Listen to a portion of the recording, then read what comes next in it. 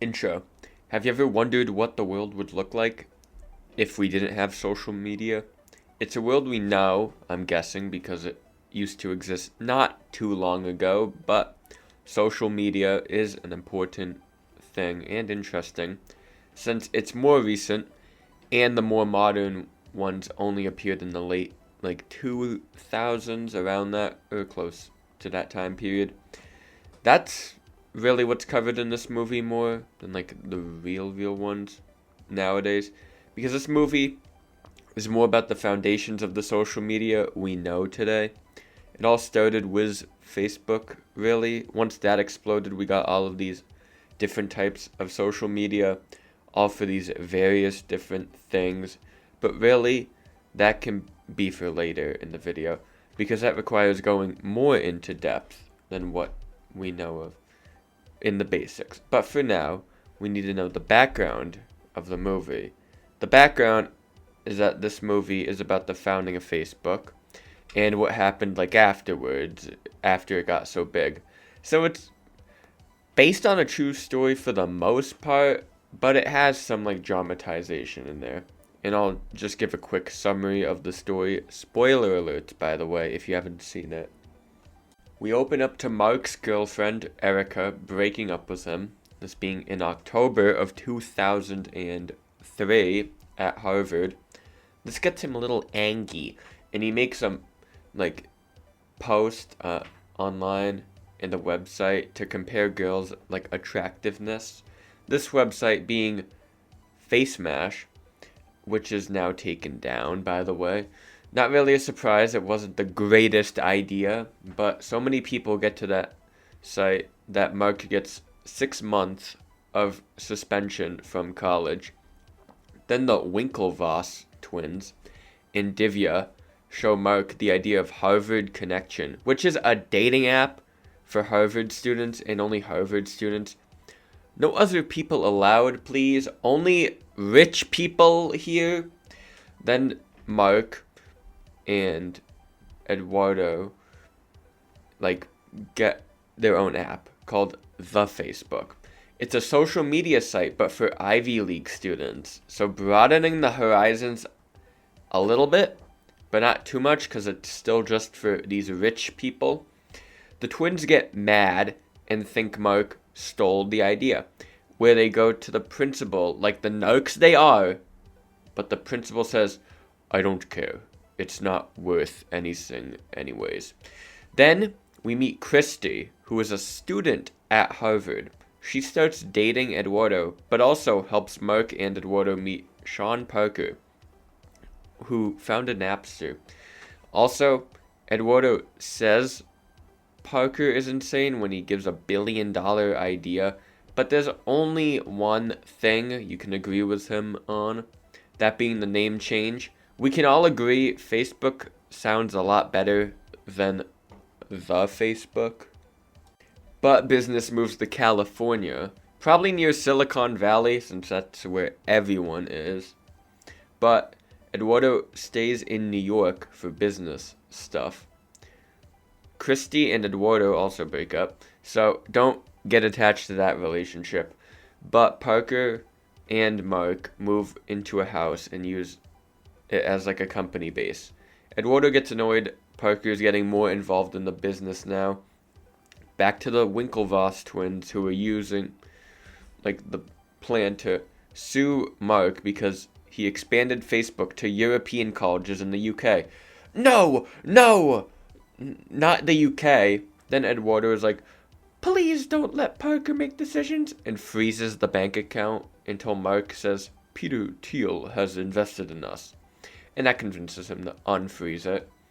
But then he visits the new center, where he's essentially told he's been scammed. His share of the company has gone from 34% to 0.03%.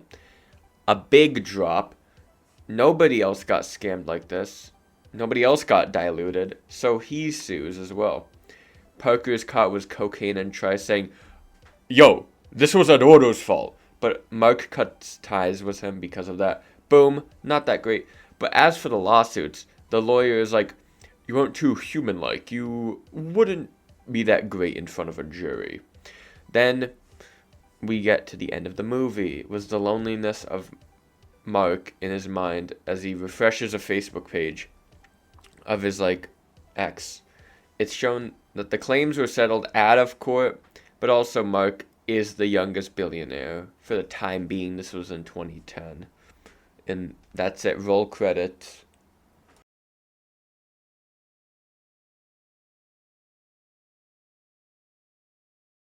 One of the things that's important in this movie is being the biggest or the best. It's something that's given throughout the film, but a thing that is really shown at the end, mainly. The results of what happened when you get to the top. Of course, every journey has an end, no matter how long it is. And the result is the end of the movie. Mark refreshing a page constantly trying to see if one of the people he knew added him back. Loneliness is something that people usually have when they reach the top. Because when you get there, you have to ask yourself what you did to get there. Who are the people you had to push out of the way to make sure you won over them? And what do they think of you? These aren't questions for when you're trying to reach the top because you don't notice you're pushing them out of the way. You're doing what you needed to do because it was for the better of you. You can say all these sayings, but does it really work when you look back at it? If you can justify all your actions, your wrongs and your rights, you might be the problem because nobody can do that. Because a race to the top is also a race to the bottom. What are you willing to sacrifice? It matters because if doing one thing will earn you a little bit more progress compared to this other thing, will you do it? If you want to see more growth and success, the free market just says you should do it. It's a better option for the company overall. We can also take a look at what happened after companies figured out what cheaper labor is, essentially for the race to the bottom. A lot of them said, no, we're not going to pay more for labor when we can make more money going over there. And they pointed to countries with lower and cheaper wages. And that's exactly what happened. To get to the top, you have to ignore some people and push them over because they're just some boulder in your way. They're that little boulder on the road that can pop your tire. So you want to make sure they're not even on the road.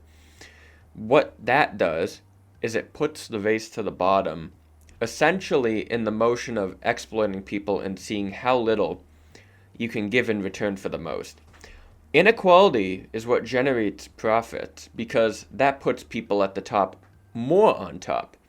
Because what you're willing to sacrifice, really, is a main theme of this movie, given the tagline on Letterboxd.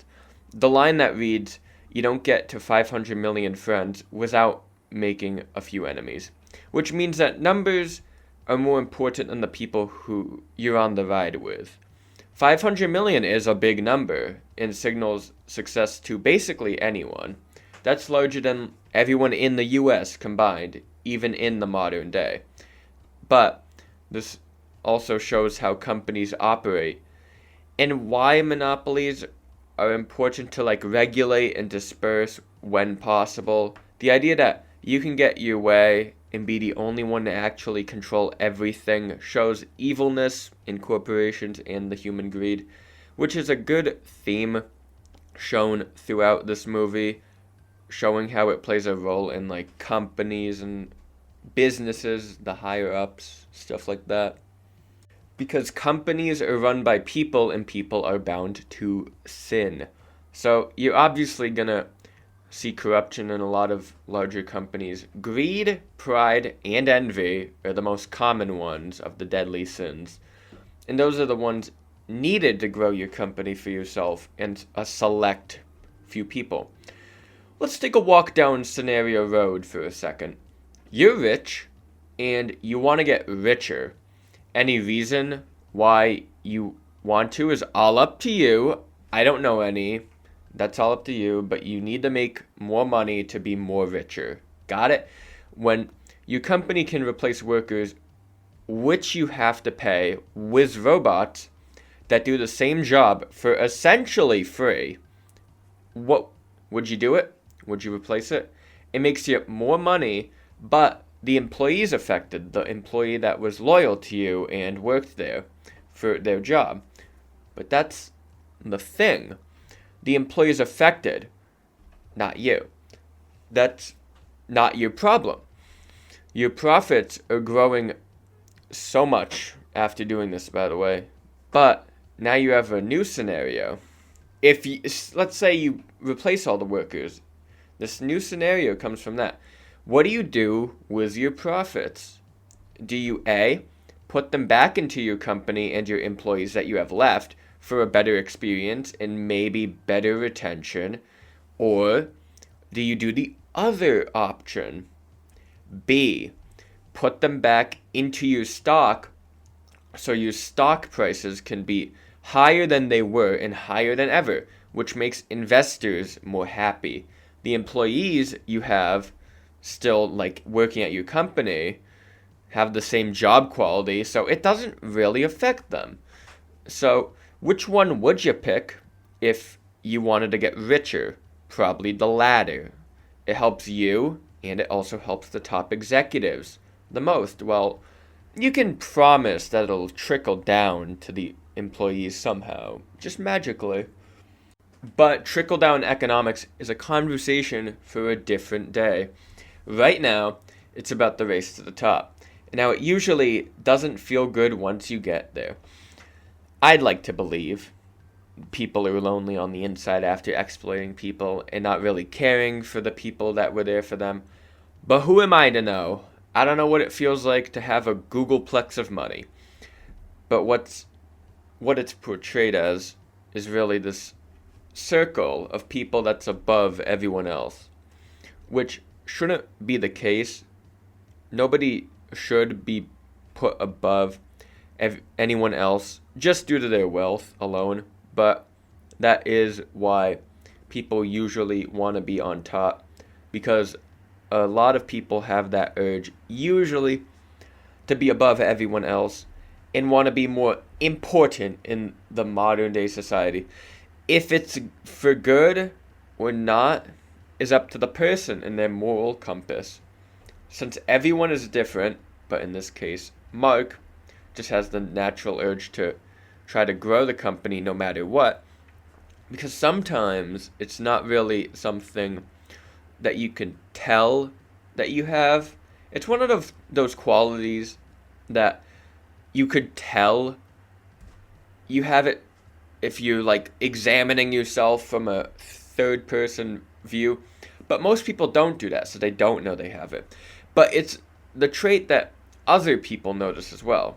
And they'll probably tell you if you have it or not. If they care or not depends on the person as well. But everyone's different, and Facebook did indeed rise. It rose a lot, actually, which is the other thing I mainly wanted to talk about as well.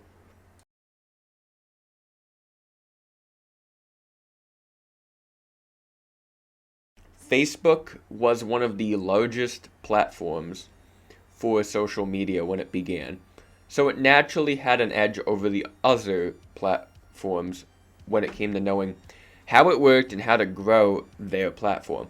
So to get to today, we clearly have to look at the history of social media, which isn't that far back, so we can go over a certain amount of points, starting at around 2005. In 2005, YouTube was founded, and then Instagram was founded in 2010. It had an older logo that some people still remember, but this social media was more focused on the pictures and the videos side of social media. Sort of like Facebook, but when you scrolled on Facebook in late A, it was usually to see what other people were like up to and like, oh, here's like some chats and stuff. Essentially, they're different in some ways, but a lot of overlap can be seen now.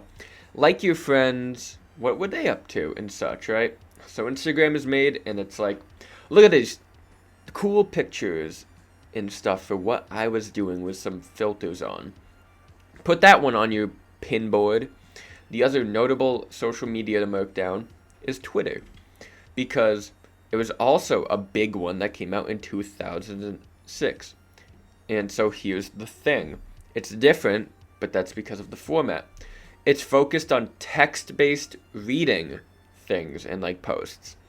If you've used Twitter, you see some images, but most of it is a text, and that's what you primarily read. But then there's the last big competitor, Snapchat, which was formed in 2011. Snapchat's a bit different since it's less of a social media, but the primary focus it has is made up of like two things, really. Texting was friends and connecting like that, but also the filters, the cool, hip filters from like the early 2010s is really just one of the foundations for it. Those are in the form of snaps and stories, but it's pretty much just vertical videos and stuff like that. There's also Reddit and some other places for competitors, but I wouldn't say they're like too massive, if you know. But those are the main competitors, like the ones with over 500 million users, I'm pretty sure. Facebook, Instagram, Snapchat, Twitter, and YouTube. How many of them do you think are independent companies and not owned by any other conglomerate? The answer is 3 with an asterisk, because Facebook's owner was named Facebook, but is now called Meta.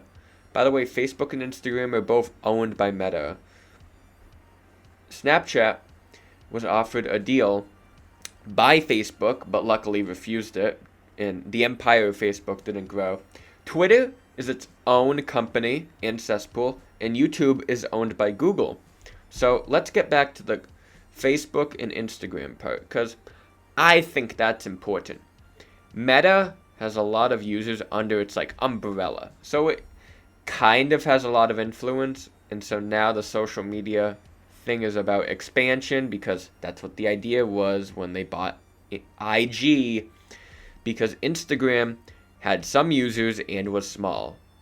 So if you ever play Agario, then you'll know you always eat the smaller circles. That's business and social media. And it's less about being a business and trying to get a unique aesthetic, in quotes, but instead of trying to be the future. Because the future is coming. The future is displayed as sleek in all this minimalist design aesthetics. When you go on Instagram or Twitter, for example, what isn't there that used to be there? Well, for example, on Twitter, there's a lot, but I can't name every one detail that's gone. But an example is likes are not public anymore. That was removed less of minimalist design, but other reasons. I'm not going to get into that. But it feels like corporations are moving in two directions now. Minimalist or nostalgic. That's like the branching path you can imagine. Whichever one speaks to you depends on you as a person.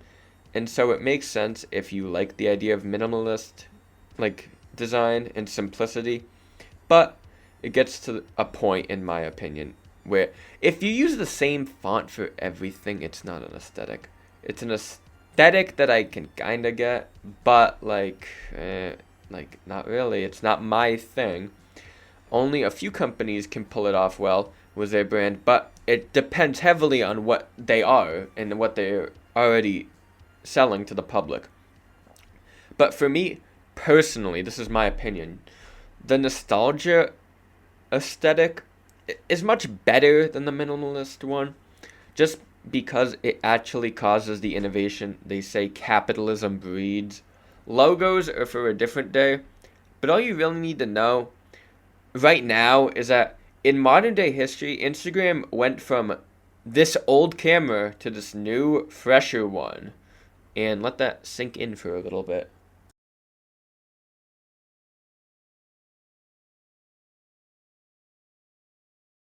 I guess it's hard to bring up social media now, especially with things like TikTok and some of the legal troubles various companies have seen, and not bring up the effects they have on people.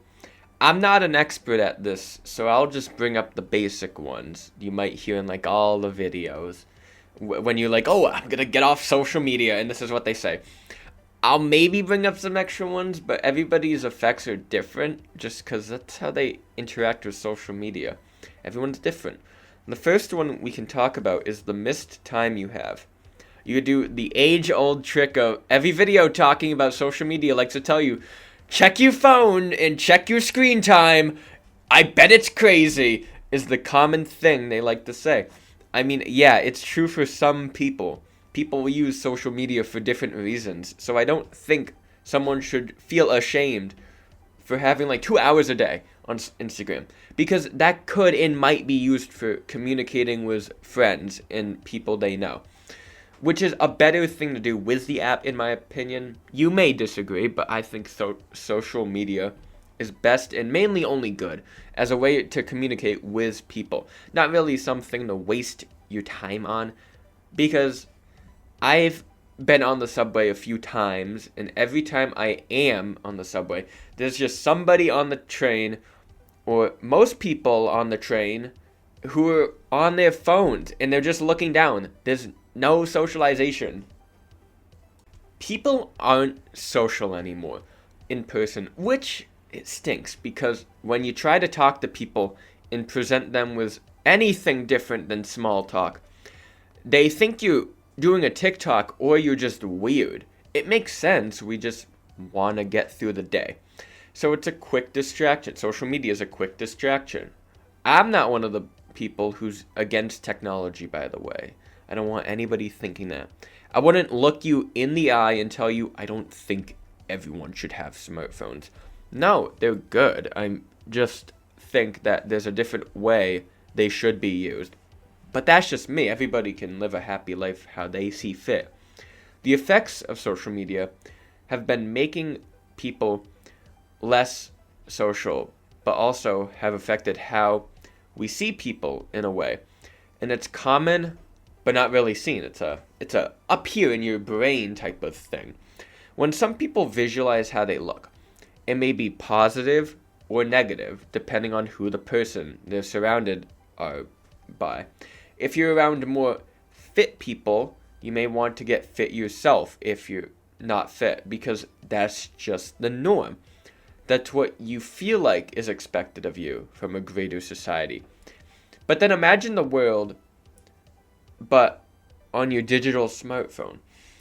A lot of people, a lot of the posts you may see, if you're not logged in on Instagram, may be attractive people, which makes sense because people usually like posts like that.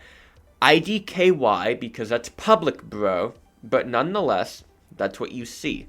So that's kind of your new expectation, and you may think psychologically, dang, I need to have a body like that person because that person's attractive and I need to be attractive, or just something like that. But even on a not body level, it also makes you think about how you live your life. Let's say, for example, that you see a lot of photos that are about traveling. Good example. You see this and you're like, I should be traveling right now. Man, I might be a little lazy. I know that's a little blunt and out there, but it happens to some people, I'm guessing. It's something some people think when they see it. It makes you want to do more, which is good, but the motivator isn't the best. If you're only doing something because somebody else did it, it's not really the best motivator, and you might get demotivated sooner than later on just because you originally didn't want to do it, and now you don't have a good reason to do it. You have to want to do something yourself if you want to actually be happy with like what you're doing and what you did, and to get motivated. You can't rely on other people doing things and have that being a motivator. That's probably why it's best to have some sort of time limit on like social media. But that would require you to have motivation. But overall, it does affect you in more ways than just your dopamine receptors being fried after a little bit. The music for the movie is more orchestral and is mainly there to help the movie story move along. As to have a high pace because the movie is a very high paced movie. But it also combines the average orchestra with instruments like synth and all that other stuff. It makes it feel more futuristic and more in your face with what it's in this movie. It's an interesting soundtrack, but I would have a few songs saved from it. Not the entire album, of course, but it's more of a background noise like in YouTube videos type of music. It helps make the pacing of the movie work more. And the scenes aren't too visceral in a way that they're like switched, so it works for what it wants to do. So congrats to the people that made the soundtrack. The music did its job, but also it seems like the movie got good reviews as well. So in its entirety, it did its job, the movie. It made a lot of top 10 lists and all of that, which is good for it, because that means reviews must be good, and they mainly are for the good part. It has a 96% on Rotten Tomatoes, making it one of those high movies. Then on IMDb, it has a 7.9 out of 10. And on Letterboxd, it has a 3.9 out of 10, which is close to that original IMDb score. But on Metacritic it has a 95. Wow. So one of those high-rated movies there as well. But the box office success was probably just as good, even if it didn't make a lot. It probably made money. It's not like Fight Club or Scott Pilgrim, where it became a classic after it left the theaters. But it did make a fair amount of money. It had a $40 million budget and made like around $224.9 million in the box office. So including marketing and all that other expensive costs, probably made a good amount of money back in the profits for the company that made it, ironically enough. So overall, The Social Network, though it's dramatized a lot to be more entertaining than somebody sitting at a computer, it still does the themes it wanted to do good. It's not really able to show what modern social media is like today, but that's what a part 2 might be used for, because it's in the works a little bit. It makes sense because the movie came out in 2010. It's not like they could predict the future or anything with how it would go, because it was still new back then when the movie came out. But the movie is very good with the way it does editing and the timeline. So it's hard to get distracted from it if you're just heavily focused on it. Overall, I would give it a 9.3 out of 10, but that's my opinion. That's above Scott Pilgrim, but below a movie like Fight Club. But, watch the movie to form your own opinion, because that's better than scrolling social media. Please comment your thoughts about the movie down below if you feel like it, and like and subscribe. Pretty please.